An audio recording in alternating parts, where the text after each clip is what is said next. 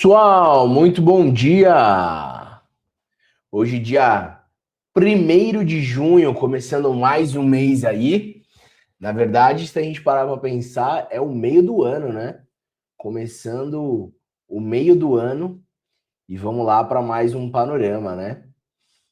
Até nem tinha pensado sobre isso, mas se a gente fizer uma reflexão sobre o ano de 2026 até agora, considerando que a gente está no meio do ano, tem sido um ano de bastante desafio, né? Guerra lá no Oriente Médio, ainda teremos aqui eleições no Brasil, a questão do Oriente Médio expandindo para vários outros problemas geopolíticos, então, importante, acabei de pensar nisso, né? 1º de junho. Vamos entrar nessas reflexões aí também ao longo do mês, tá? Tô vendo que já tem um pessoal aí nos assistindo. Pessoal, fala bom dia aí, galera. Bom dia aí, bom dia aí. Quero falar com vocês. Vamos bater esse papo. A gente já tem um tempo tão curtinho, né? Quem que tá por aí para a gente poder conversar? Lembrando, por favor, quem tiver aí, deem like, compartilha aí para os grupos que vocês hoje participam, para a gente poder chegar a cada vez mais pessoas aqui no panorama que a gente faz todos os dias. Beleza? Bom, como de praxe, eu gostaria de começar falando um pouquinho com vocês sobre a guerra. Deixa eu só primeiro compartilhar aqui.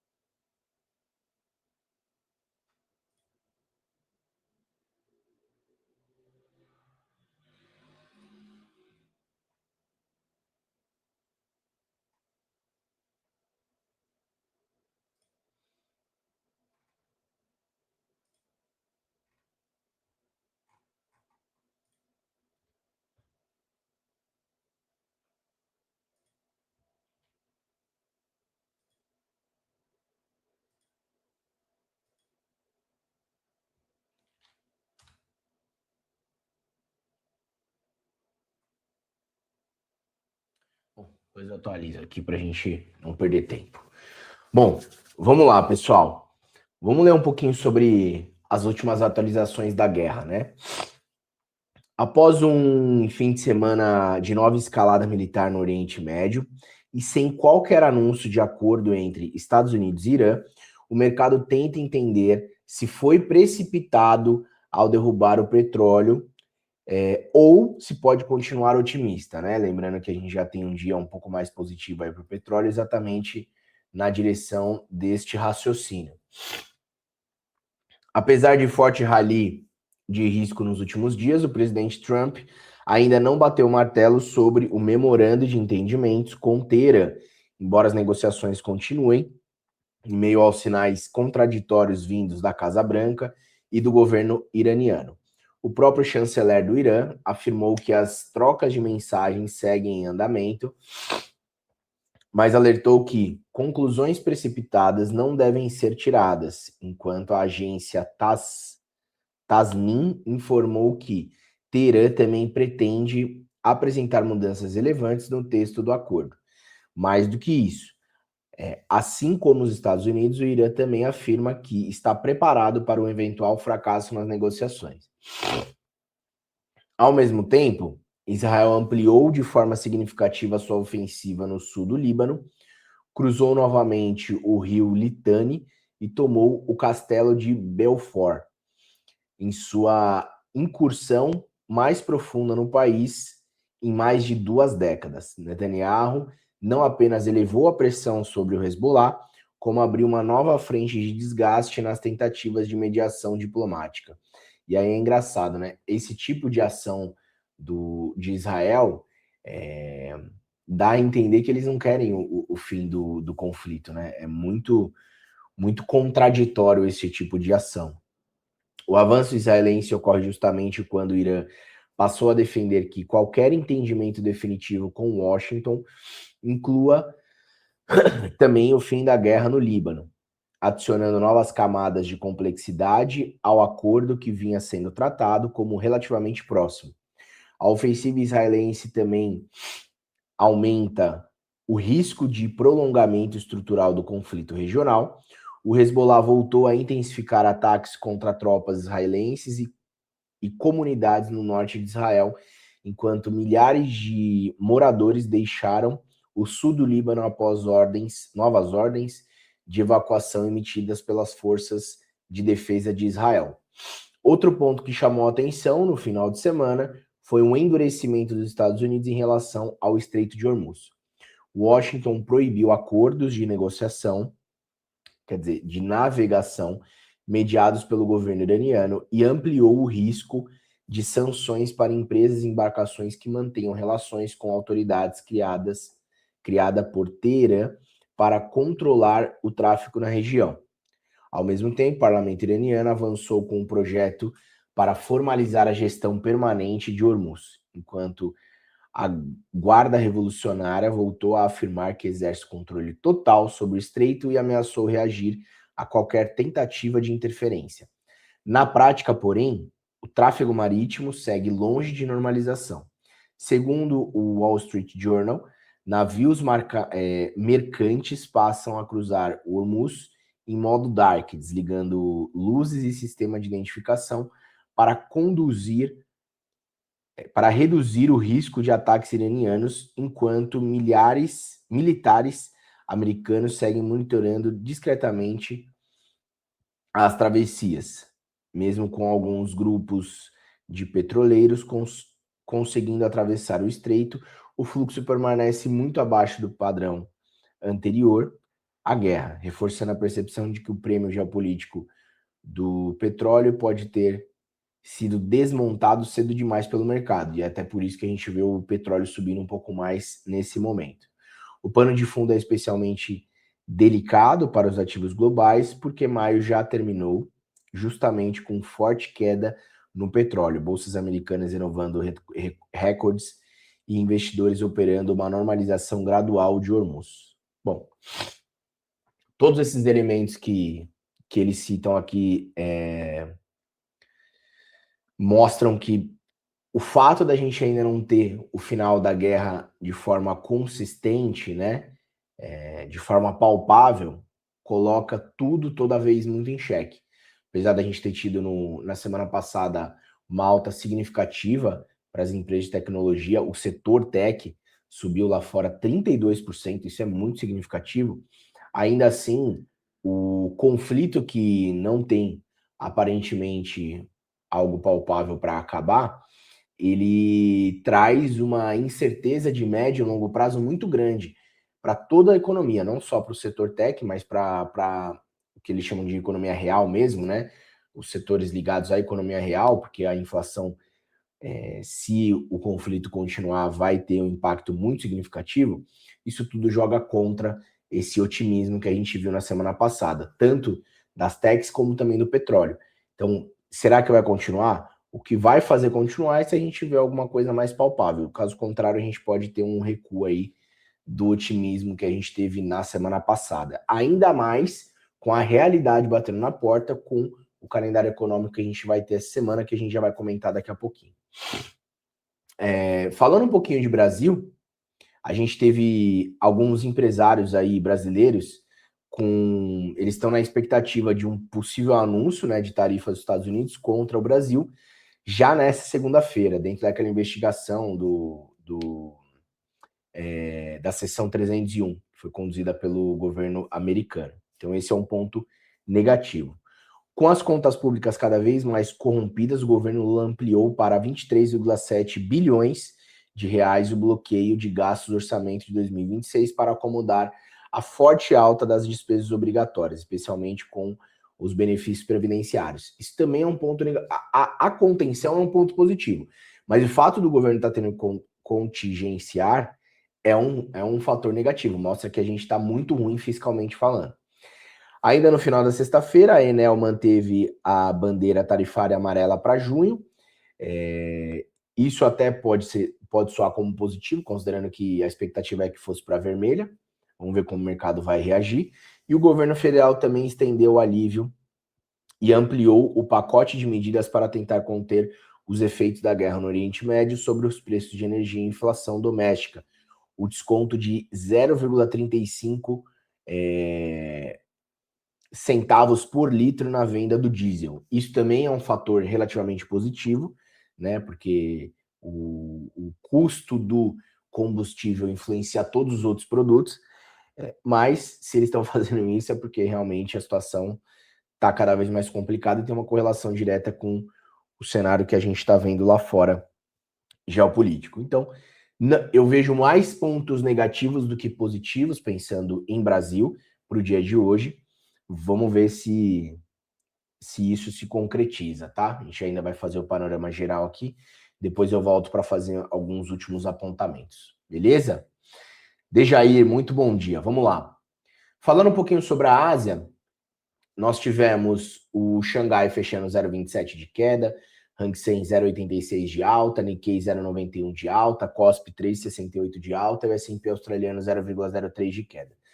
Só voltando aqui que eu acabei esquecendo de comentar. Na semana passada, sexta-feira, nós tivemos Nasdaq fechando 0,20 de alta, S&P 0,22, Dow Jones 0,72 e Russell 0,59 de queda, mas foi uma semana positiva de maneira geral. E aqui dentro, no Brasil, a gente teve o dólar fechando praticamente no 0 a 0, o índice 0,42 e o Ibov 0,73. Mas no saldo da semana, nós tivemos um fechamento negativo, tá? Então, é importante a gente ter em mente que aqui o Brasil não performou como nós tivemos lá fora no mercado americano, muito puxado por tech, tá?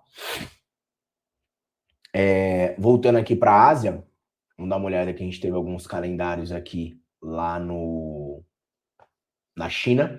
PMI industrial Caixin mensal, expectativa era 51,4, veio 51,8, melhor do que o esperado, acima de 50. E vamos dar uma lida aqui para ver se teve alguma particularidade. Bolsas asiáticas fecham majoritariamente em alta, com otimismo sobre inteligência artificial. Kospi atinge recorde histórico. A maioria das bolsas asiáticas fecharam em alta, com os ganhos do setor de tecnologia, à medida que o otimismo em relação à inteligência artificial prevaleceu sobre a incerteza sobre a guerra. O Kospi teve um desfecho excepcional, 3,68, atingindo um recorde histórico. Em meio a notícias que o CEO da NVIDIA, Jensen Huang, se reunirá com importantes executivos de tecnologia sul-coreanos durante sua visita ao país ainda essa semana. A NVIDIA também planeja realizar um evento paralelo à feira Computex em Taipei. Shenzhen e Xangai, na China, caíram 1,51 e 0,27, após PMIs mostrarem arrefecimento do crescimento do setor manufatureiro em maio. Quando a gente compara o PMI atual com o anterior, teve uma pequena queda, né? Mas ainda assim, acima de 50, não dá para a gente falar que foi um dado ruim, né? Uma declaração que saiu hoje de manhã, os novos acordos do Estreito de Hormuz não serão temporários. É o Irã falando, né? Porta-voz das Relações Exteriores atribuiu os atrasos no processo diplomático à falta de confiança, à constante mudança de posição dos Estados Unidos e às ações de Israel e Líbano. O Trump fez uma declaração na Trump Social. O Irã realmente quer fechar um acordo.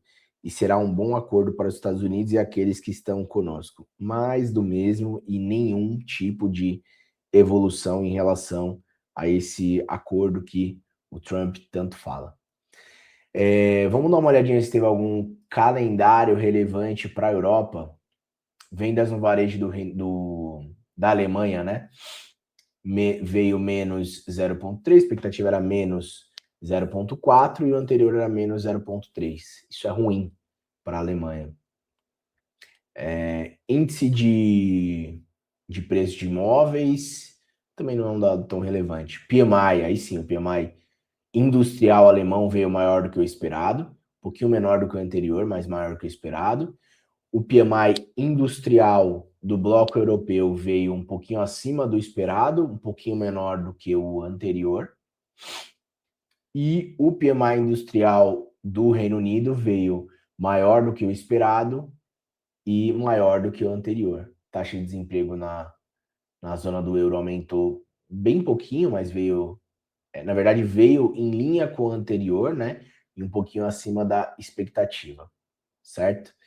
E a gente tem nesse momento o Eurostock 0,16 de alta, o índice inglês 0,04 de queda, o alemão 0,41 de alta, CAC 40 0,17 de alta, IBEX 35 0,17 de queda e o índice italiano 0,04 de alta.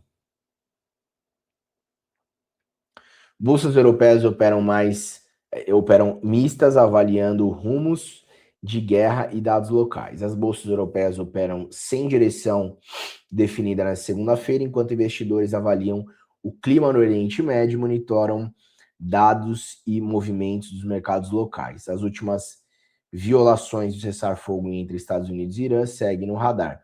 No Reino Unido, preços de imóveis caem e uma potencial oferta à companhia aérea EasyJet por um grupo de investidores norte-americano faz as ações da empresa subirem em torno de 10%.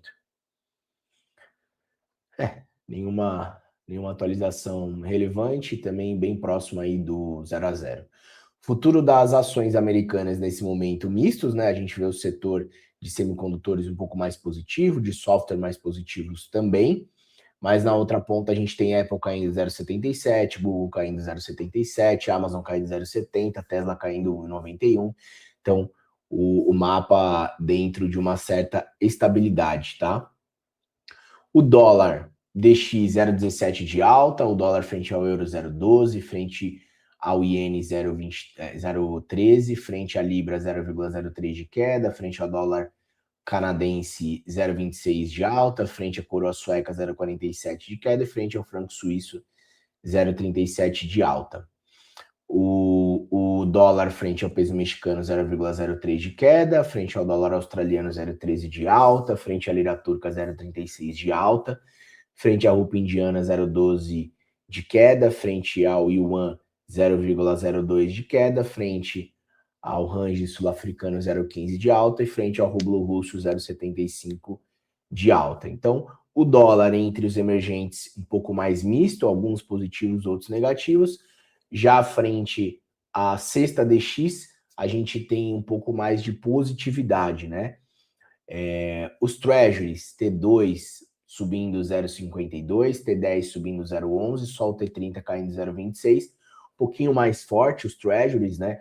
Corroborando em tese para um cenário mais negativo para as bolsas, mas nesse momento a gente tem Nasdaq subindo 0,25, S&P subindo 0,28 e Dow Jones subindo 0,46, Russell caindo 0,20, também mostrando aí tudo dentro de uma certa estabilidade. O VIX subindo 3%, né, uma busca aí por proteção um pouco mais forte quando a gente pensa no VIX, o que corrobora com um cenário um pouco mais negativo para as bolsas, tá? O petróleo, WTI, nesse momento subindo 3,53 e o Brent subindo 2,88. O ouro, 1,21 de queda, o minério de ferro fechou negativo 0,19. Vamos dar uma olhadinha aqui, o que a gente tem sobre o petróleo. O petróleo sobe acima de 3%, com novos ataques entre Estados Unidos e Irã. Os preços do petróleo disparam nesta segunda-feira, com alta acima de 3%, após novos ataques entre Estados Unidos e Irã, e o avanço de tropas israelenses sobre o Líbano, como eu comentei um pouquinho antes, né, no começo do nosso panorama. Piorarem o clima no Oriente Médio, ameaçando negociações e cessar-fogo. Os Estados Unidos disseram no domingo que conduziram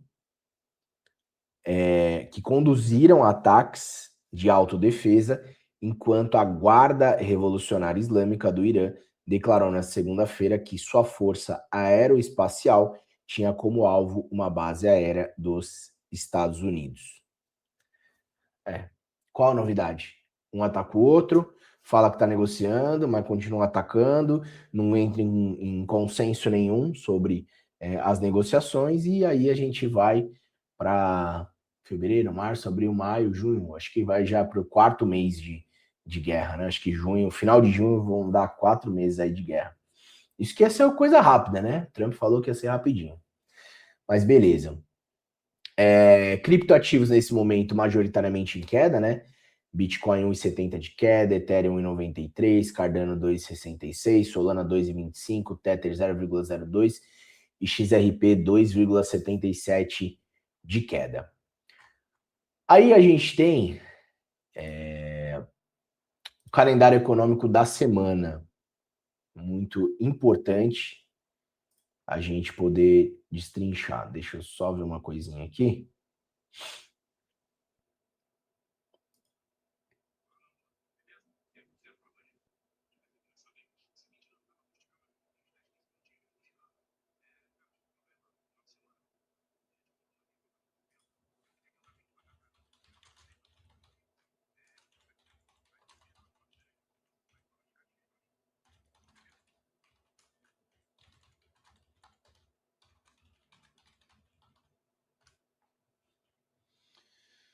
Bom, vamos lá.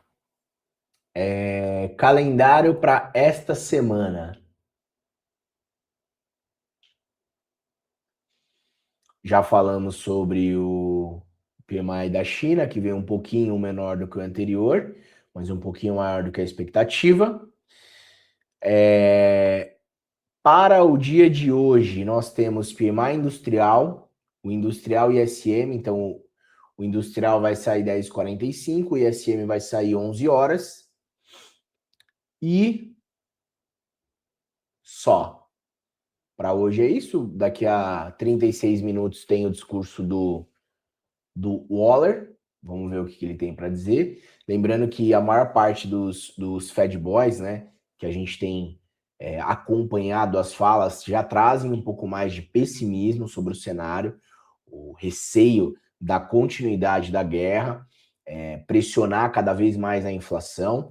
A gente já vinha falando que os Fed Boys que citaram a questão de tirar qualquer indicação de corte de juros das próximas reuniões do Fed, exatamente por conta desse pessimismo, né? Então, isso é bem importante, porque num dia como o de hoje, que a gente já não vê nada muito positivo, uma alta significativa na semana passada, como eu comentei, a gente teve 32% de alta no setor de tecnologia.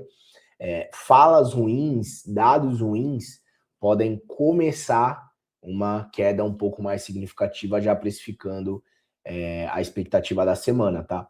Então, vamos acompanhar bem aí esse discurso do Waller, ver o que ele tem para falar para a gente e ver como o mercado vai reagir, tá? Para amanhã, nós temos índice de preço ao consumidor no bloco europeu. Claro, esses dados da Europa, acho que vocês já devem ter conseguido notar, né? Pouco fazem preço no resto né, no mercado brasileiro, mercado americano, mas é importante a gente conseguir ver, porque muitas vezes dados americanos fazem e refletem o mundo todo. Então, a gente precisa acompanhar, sim, esses dados. Então, eles vão sair amanhã, bem cedinho, né, 6 horas da manhã. E aí, às 11 da manhã, nós teremos o JOLTS. De novo, né? Não é um dado, é um dado secundário quando a gente compara com o payroll, mas é muito importante a gente ver aí o que vai trazer o JOLTS de amanhã, tá? Como que se realmente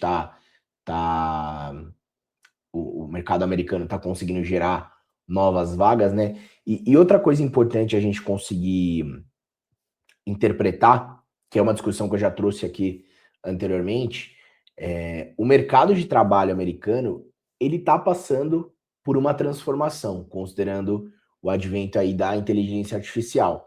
Então, não necessariamente a diminuição na criação de vagas no mercado americano estaria correlacionado com um enfraquecimento econômico, porque a gente pode estar vendo uma transição de diminuição da geração de vagas e aumento de produtividade por causa do advento da inteligência artificial.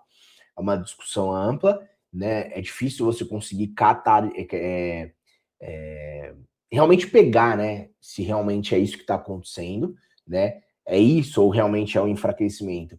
Tem alguns pontos que vão trazer essas respostas para nós, mas é importante a gente ter isso em mente. Vamos ver como o mercado vai reagir a depender da geração desse relatório do JOLTS, tá?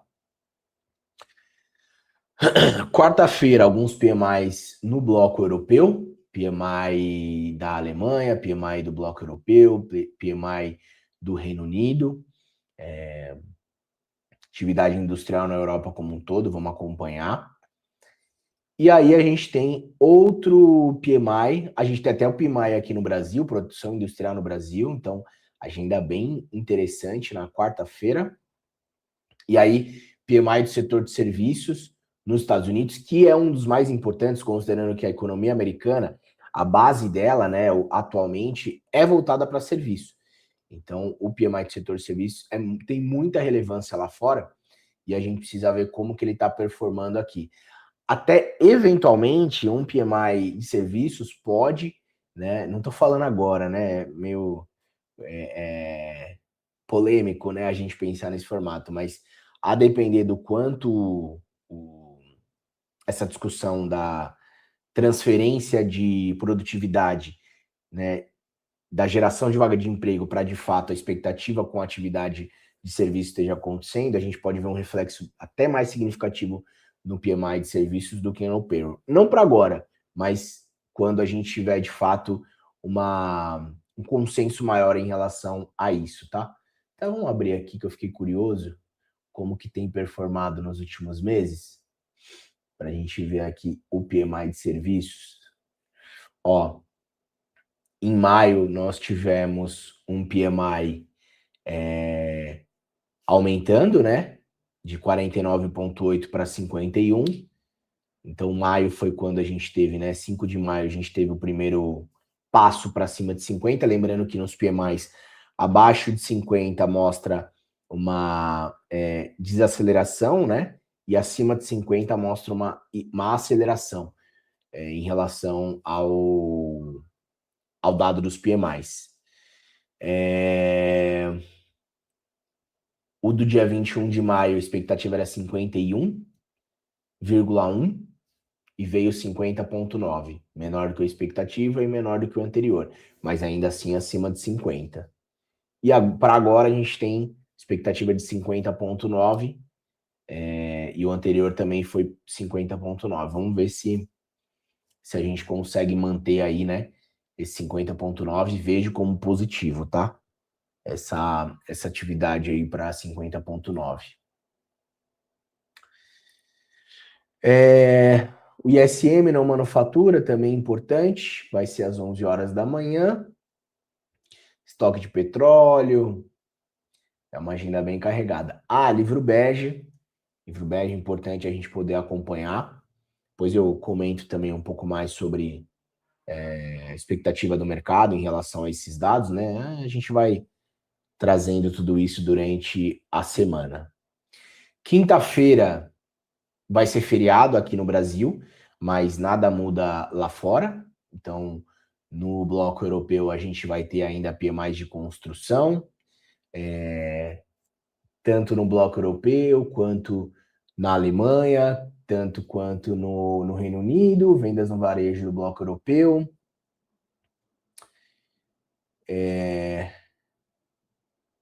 Pedido de seguros desemprego nos Estados Unidos e mais nada. Acho que quinta é um dos mais fracos mesmo. E sexta, o nosso querido payroll. Vamos dar uma olhadinha aqui. Como foi o payroll no último mês, para a gente já dar uma olhada na expectativa, né? Ó, olhando desde abril, a gente teve um dado maior do que o esperado.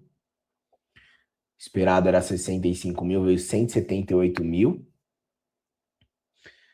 O anterior, o dado também esperado era 65 mil, veio 115 mil. E para agora, o dado esperado é 95 mil. Vamos ver quanto vai vir. Mas a gente vê claramente. Olha que importante essa visão, né? A gente tem uma economia global passando por um problema inflacionário, né? Um aumento de custos sobre os produtos, considerando o aumento de custos sobre o petróleo. Toda essa questão geopolítica atualmente acontecendo. Tivemos já a questão das tarifas, que em tese poderia causar um desaquecimento ainda maior, pensando nos Estados Unidos, né? E mesmo assim, cada mês que passa, a gente tem, estamos vendo, né, um aumento progressivo da geração de empregos, né? Isso é bem significativo, maior do que o esperado aí todo mês. Vai ser complicado, até porque essa geração contínua de emprego, né, imagina, mesmo que a gente esteja passando por um momento de transição no mercado de trabalho, mesmo assim, lá fora eles conseguindo gerar um número de vagas de trabalho maior do que a expectativa, isso mostra eventualmente uma aceleração ainda maior na economia americana em relação à geração de emprego e produtividade. Isso é bem importante, né? Tanto que o mercado tem precificado isso nas ações, quando a gente fala, por exemplo, na semana passada, né? E tudo isso em meio a um caos geopolítico que a gente está vivendo. Bem importante a gente ter essa visão. Mas vamos ver como que o mercado vai reagir. Beleza? Vamos ver quem está aí com a gente. W. Alex, muito bom dia. Marcos Tachibana, bom dia, Marcão. Leila Souza, bom dia. Ótima segunda para todos nós. Isso mesmo, ótima segunda aí para todos nós. Beleza? Dúvidas?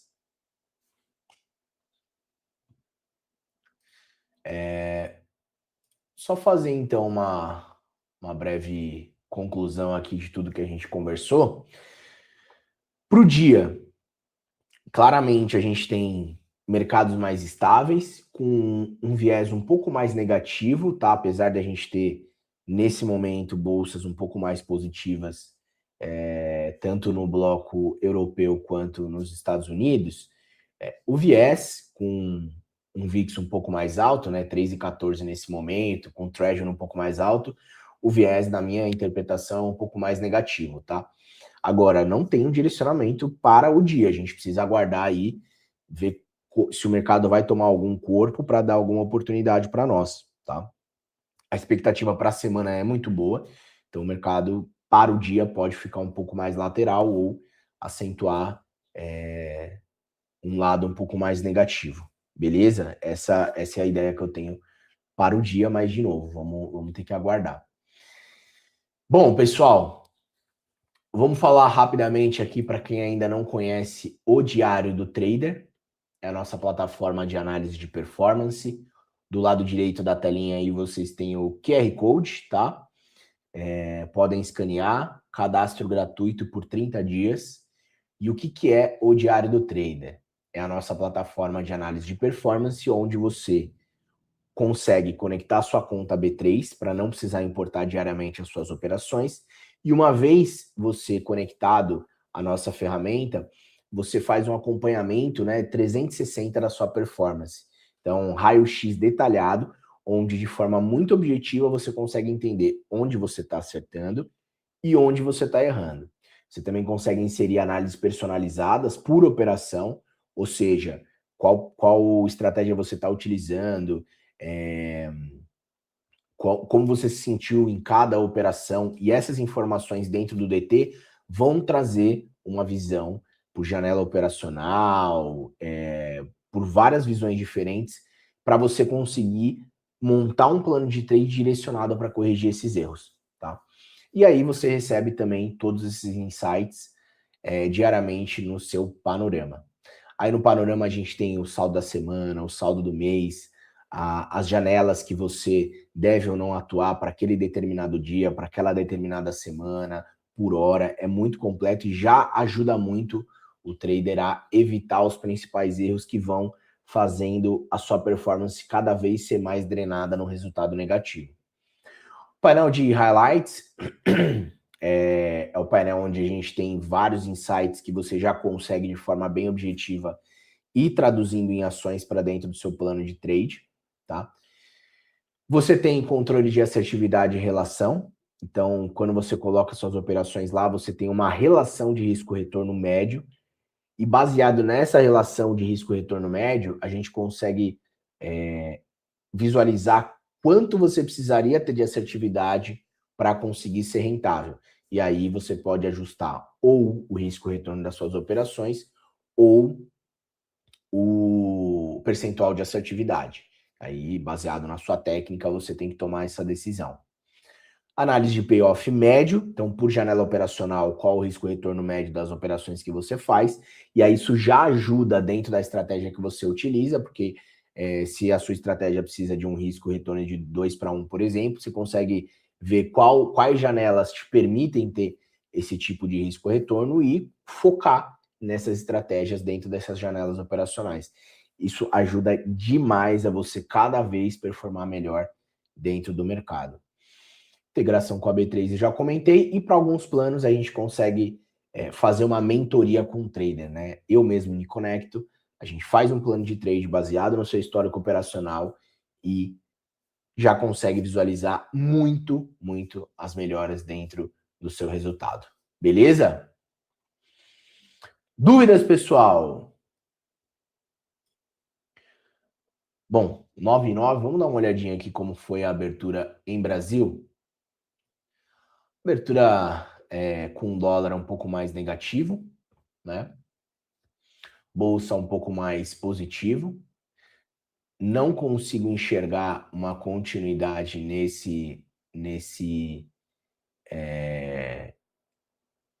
nessa visão mais otimista, tá? Não consigo enxergar.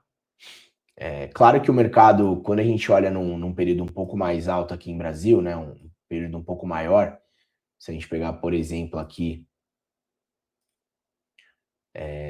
num gráfico de um dia para a Bolsa, a gente está bem perto aqui de uma região de suporte bem significativo, né?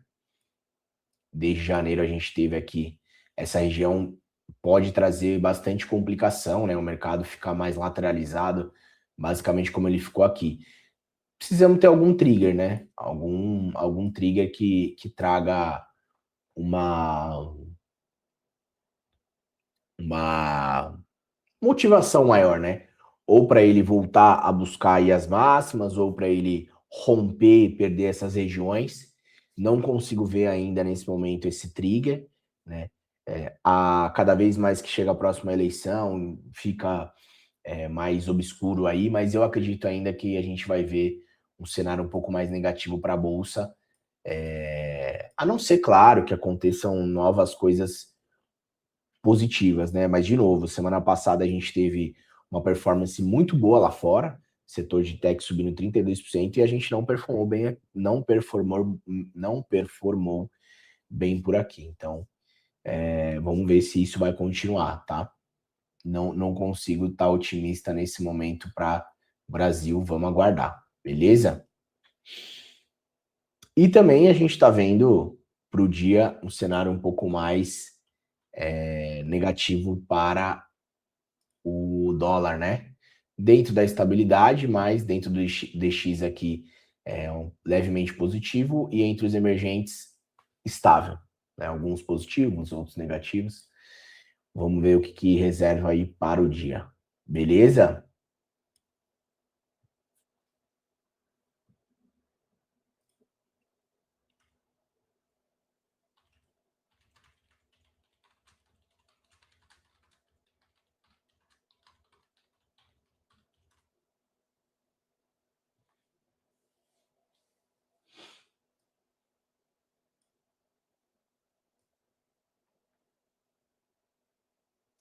E quando a gente vê essas notícias que eu comentei com vocês sobre o Brasil, a gente falou aqui sobre, por exemplo, né, se hoje a gente tiver o anúncio das tarifas por parte dos Estados Unidos, é um fator que jogaria contra aí uma possível estabilização, né? E a gente poderia ver uma tentativa de perder esses patamares. As contas públicas, né? Esse contingenciamento também é ruim. Enfim, tem vários triggers, micro triggers, né? Negativos que eventualmente podem jogar contra aí essa região. Claro que a gente estava falando de buscar aí os 200 mil, né? Como a gente viu, né? Expectativa grande. Toda essa expectativa criada foi por conta de um fluxo estrangeiro entrando com muito mais força. Esse fluxo ele cessou, né? A gente viu uma busca por ativos americanos, até por conta da vinda dos balanços lá fora. Os balanços estão chegando ao fim, né? A maior parte deles já acabaram. E aí, eventualmente, tem uma chance desse fluxo voltar. Mas para esse fluxo voltar, a gente precisa ver alguma coisa que sustente isso, né? E, no meu ponto de vista, é um pouco mais difícil da gente conseguir enxergar. Vamos ver, vamos ver.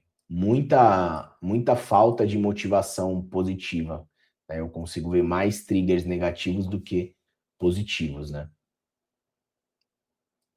Quando a gente fala de modo de atuação, a gente já viu aqui o mercado parar no 0,5%, que poderia dar uma oportunidade, considerando esse contexto mais negativo que eu comentei com vocês, para a gente tentar fazer uma vendinha aí.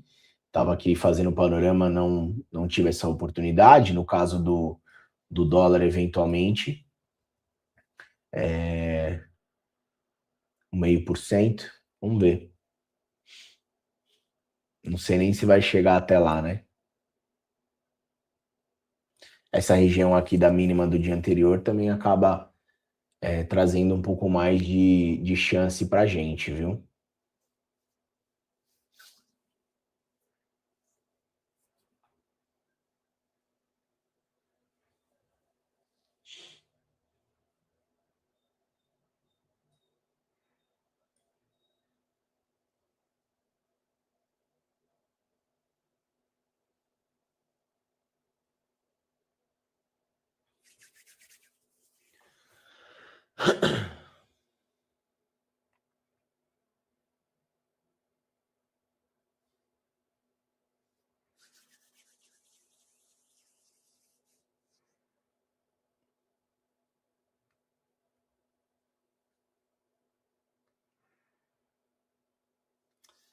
Perdi esse bonde aí.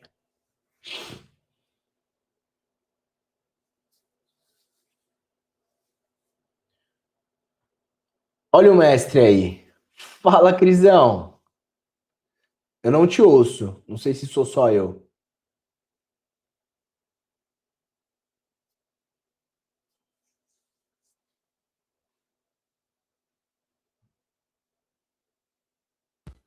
Vê se agora tá ok. Agora te ouço. Agora sim. Bom dia, meu querido. Tudo bem? Tudo certo, e você? Maravilha, tudo certo também. Show de bola. Vamos que vamos. Mais um A gente dia aí de estava fazendo. semana. É isso mesmo. Tava aqui falando, né? Porque a gente tava fazendo o panorama só depois que eu vi. Mas eu tinha visto uma oportunidade aqui de compra no dólar, mas já tava um pouquinho fora do preço que eu imaginei, e de venda no índice. Não sei se você tava na mesma cabeça aí. Tava assim, e eu vi venda no 176, 105, pela linha do Jumbo aqui, que daqui a pouco eu já Sim. vou mostrar aí.